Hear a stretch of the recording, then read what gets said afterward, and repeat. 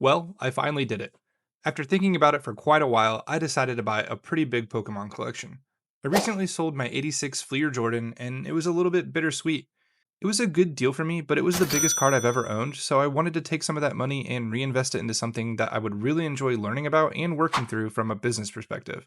But I really need to see how this purchase goes before I decide if TCG is something that would be a permanent part of my card business. Let's jump into the cards, and then I'll tell you a little bit about why I decided to add Pokemon to my collection and how I found this deal. Kicking it off, we've got a Charizard Unlimited Holo right off the bat, and this is a base set 2 Holo Charizard right after it. Both of these are in pretty good condition. I would call them light to moderate play on those.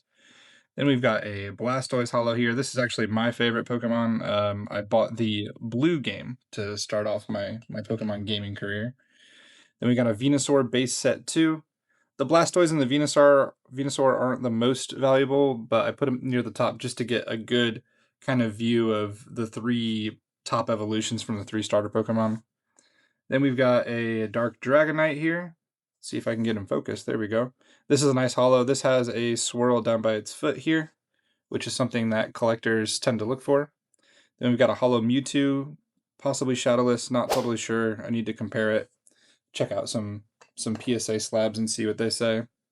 This is an Ancient Mew. It's not out of like the base set, but it is a pretty sought after card. This is somewhat valuable. I can't remember. I want to say like $60 to $100. I'm not totally sure.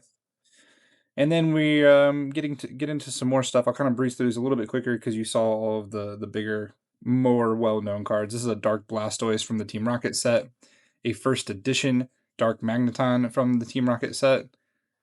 This is Blaine's Arcanine from the Gym Heroes or Gym Leader Heroes. Can't remember. This is a first edition Holo Kangaskhan from Pokemon Jungle. This is a Holo Gengar from Fossil. I can't remember what set this is from. I think they call this an e-reader, but this is a pretty valuable Butterfree actually.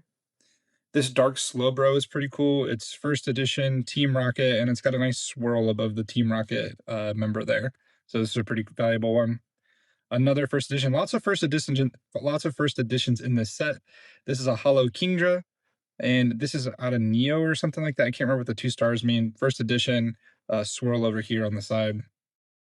This Dark Vileplume is really cool too. Another Team Rocket, another first edition. They call this a butt swirl. I'm learning a lot about Pokemon. This is all super interesting to me. A Mr. Mime first edition holo. A Dark Charizard non-holo from the Team Rocket set. A first edition Golbat from the Team Rocket set. A non-first edition Dark Golbat holo from the Team Rocket set. A Dark Magneton from the Team Rocket set, a swirl down here. It's really visible right there on the camera. Then we've got another Dark Vileplume. This is not a first edition. Also a swirl over here on the left side. Just really interesting, unique collector's things from these cards. This is a Wigglytuff first edition. Alright, those were the best of the raw cards. I'm going to save the absolute best for last, so I'll quickly run through the rest of the lower value cards without diving too deep, and then I'll move into the graded cards, so stick with me. I'm probably like the prime age of someone who just has a huge amount of nostalgia for the original 151 Pokemon. I think I remember my mom buying my brother and I our first Game Boys. The first Pokemon games released in the US were Red and Blue. I remember saving up whatever money we could and going to Walmart to finally buy our copies of the game. My brother bought Red, I bought Blue, and that basically just led to a pretty big obsession with Pokemon for the next 5 years or so. The video games obviously got us into the trading cards, but like many kids back then, we never actually played the competitive card game. We mostly just filled our binders to show off. My friends and I all collected in the early 2000s, and I just have really good memories about trying to be very sneaky and trading at lunch and recess because we weren't supposed to be doing it at school. In my hometown, one of the only places for us to buy packs was actually at the video store, RIP. I would go with my brother and my dad almost every Friday night, and we would usually rent a movie, an N64 game, and if we had been staying out of trouble, we'd both get a booster pack of cards. Unfortunately, like many people, I don't know what happened to our collections. They were probably thrown out or sold at a garage sale. I'm fairly confident that we never had anything that would be considered super valuable today. Obviously, condition plays a major role in cards, and well, we were kids, so that definitely wasn't our focus. I'm 100% sure that we didn't own a single top loader. But ultimately, if everyone who collected back then had kept all of their cards in pristine condition, they wouldn't be as valuable as they are today. Okay, that was all of the raw cards. Let's jump into the graded cards. And I did save the best for last, so thanks for sticking around. I plan on updating the channel about this collection, so if you want to know how long it takes me to sell these cards and how much, if any, profit I make, be sure to subscribe and turn on notifications. I'm going to be doing videos frequently throughout 2026, and knowing people are watching motivates me to make more. Okay, most of these cards are going to be in PSA slabs. I do have a couple SGC slabs. These aren't super valuable, like in the $5 to $15 range. A Team Rocket Charmander in SGC 7 and a Team Rocket Dark Charmeleon in SGC 4. Kind of missed the mark on these grades. I didn't grade them, but they probably shouldn't have been graded. It probably cost them more to grade. Same for these cards. This is a first edition Ekans from Fossil, but it only got a 7.5. Again, not super valuable. And then I believe this is a sticker, this Pikachu from Merlin. I don't really know anything about this, but it kind of just got thrown into the collection. It's not super valuable though. It is out there. You can find it by typing in the CGC number. Okay, moving on to the PSA slabs. And this is kind of going in reverse order of value. So the cards I'm showing you now are less valuable than the ones that I will show you at the end, so stick around. I've got a first edition Geodude in PSA 9. A lot of these cards are going to be first editions in PSA 9s. I'm not sure why, but it's kind of cool. The high grade first edition stuff is pretty neat. So we got the Geodude. Then we've got a Golbat from Fossil, first edition, also in a 9. Or not Golbat, is that Golbat? Zubat. Then I've got a Energy Search Trainer, PSA 9, first edition. First edition stamp is down here on these trainer cards. Then I've got a Tentacool Fossil, also first edition, also PSA 9. My guess is that whoever graded these sent in a bunch of first edition cards, and they probably either kept or sold the PSA 10 separately and then sold the other stuff in lower grades. This is a PSA 7 Vaporeon from Jungle, Hollow.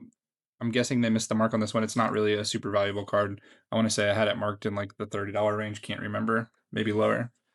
Another first edition out of Fossil. This is a Muck PSA 9. Again, just really cool to see these higher graded first edition cards. Cloyster PSA 9 from Fossil. We got a Poliwhirl first edition from Base Set, which is really cool. Also in a PSA 9. Then we're getting into some of the better cards here. This is a Magneton from Fossil, PSA 9. Hollow. Then we've got a Pidgeot. This is actually the first max level evolution card that we got as kids out of one of our packs from the video store. And this is also a Hollow. PSA 9, pretty high grade in that one. These next three are cool. I'll kind of show them to you back to back to back. These are all three of the base set Pokemon, or the first evolution starter Pokemon, I should say, Shadowless. So Shadowless is like the second print run, essentially. We got the Squirtle in a 9, a Bulbasaur in a 9, and of course the Charmander in a 9. So these are pretty cool. These are three that I might actually hang on to instead of selling. I don't know. We'll see. Maybe I'll try and sell them as a set. Maybe I'll keep them and display them as a set. I think they're really cool. This Venomoth is a first edition Hollow in a PSA 9 from Jungle. Try and focus here. Pretty cool card, surprisingly pretty valuable on that one. And this is the second most valuable card, possibly the first. This card and the next card, they both kind of surprise me. A first edition Aerodactyl from Fossil in a PSA 9. Um, the prices on this one are really kind of surprising to me. Aerodactyl wasn't ever a Pokemon that was like, oh my god, I gotta collect that, but I'm guessing these first editions are pretty rare. And then Nidoqueen, I'm not really sure how you say it. First edition Hollow from Jungle, also surprisingly quite valuable. These two cards alone are probably like worth about a quarter of what I paid for the entire collection. So pretty cool. And that's it. That's the entire part of the valuable collection. I have about 150 cards that are in the $2 or less range that I didn't show you. So Alright, that's all the cards. Let's jump into the numbers of this collection. And before you roast me in the comments, this is my first Pokemon purchase. I feel that I made a fair offer having only comped the slabs when we were working out the deal. In hindsight, I think I would have actually liked to offer a couple $100 less, just due to the amount of work that it will take to sell all of this. Ultimately, there was very little back and forth, and I think both parties were happy when I left. I paid $2,500 cash for this collection, and after comping all of the cards that are worth $10 or more, I think this could be worth somewhere in the $3,500 to $4,300 range. A couple of the cards I comped, like the Charizards, can vary pretty drastically, all depending on condition. With the raw cards, most of them are in the light play to moderate play conditions. There are some heavy played cards in there. The Kangaskhan's, for whatever reason, are all pretty heavily played. I've looked at every card and priced them accordingly with recent comps and condition. This collection, like most, is very top heavy. 8% of the cards in this collection amount to 60% of the value. Ultimately, what this means for me is that I should get most of my money back pretty quickly, but it will take me a long time to actually turn a profit on this collection, due to the bulk of the cards being in the $30 and under range. This will be my first attempt at selling TCG, so I'm sure I will learn a lot about what people actually want. With sports cards, people tend to want the super rare, high graded case hits, and the low value cards just don't move very well. Maybe it's the opposite with vintage Pokemon. I don't really know, but I'm gonna find out. Before I go, I have to plug the Lafayette Indiana Card Show coming up on February 15th. There will be tons of cards just like this from our 70 plus vendor tables. There will be an excellent mix of sports card and TCG vendors, as well as some pop culture and sports memorabilia vendors. I just released the schedule for the rest of 2026, so if you can't make it out to the show in February, I really hope to see you at one of the following shows. Be sure to check out the social media links in the description to find all of our card show info. Thank you so much for watching, and I'll see you on the next one.